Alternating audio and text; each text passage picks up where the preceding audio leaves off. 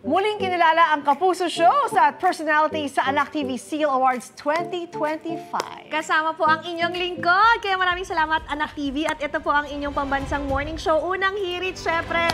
Wag hirin po tayo. Yan ang unang balita ni Bernadette Reyes. Congrats to us! Thank you, Anak TV! Pinili ng libu-libong magulang at professionals bilang child-friendly and child-sensitive shows ang mahigit 20 programa ng GMA at isa ang unang hirit sa mga binigyan ng Anak TV Seal Award. Ginawaran din ng Anak TV Seal ang 24 oras at 24 oras weekend. In the age of misinformation and disinformation, it is all the more incumbent upon media to create content that is truthful, factual, relevant, and right. Asahan po ninyo na amin po yang ipagpapatuloy hanggang sa hinaharap. Maraming salamat po muli sa Anak TV. Gayon din ang kapuso mo Jessica Soho at mga programa mula sa GMA Public Affairs Group, mga programa mula sa GMA Entertainment Group, at 3 programa ng GMA Regional TV and Synergy. Sa GTV, 5 programa ang ginawaran ng pagkilala.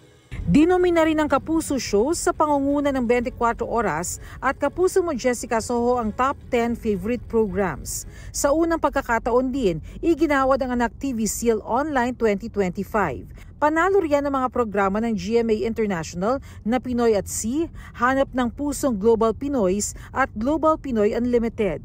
Pinarangalan naman bilang Hall of Famer si Alden Richards na isa ring Net Makabata Star Awardee. Ang parangal na ito ay ginagawad sa online influencers, digital creators at artists na ginagamit ang kanilang platforms para makapang-inspire, mang-educate at makapagpakalat ng kindness sa digital space. This is another reminder for me to keep on pursuing, keep on giving inspiration to a lot of people, especially the kids who is watching and looking at us from afar with the things that we do.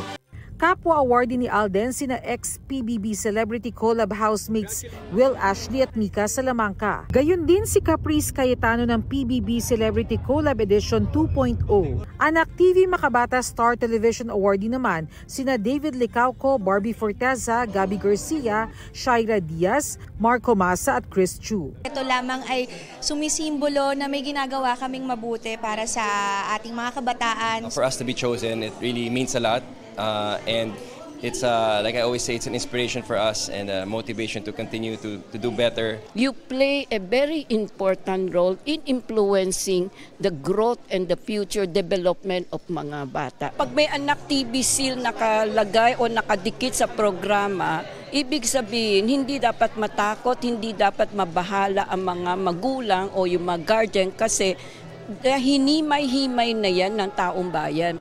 Ito ang unang balita, Bernadette Reyes para sa GMA Integrated News. Gusto mo bang mauna sa mga balita? Mag-subscribe na sa GMA Integrated News sa YouTube at tumutok sa unang balita.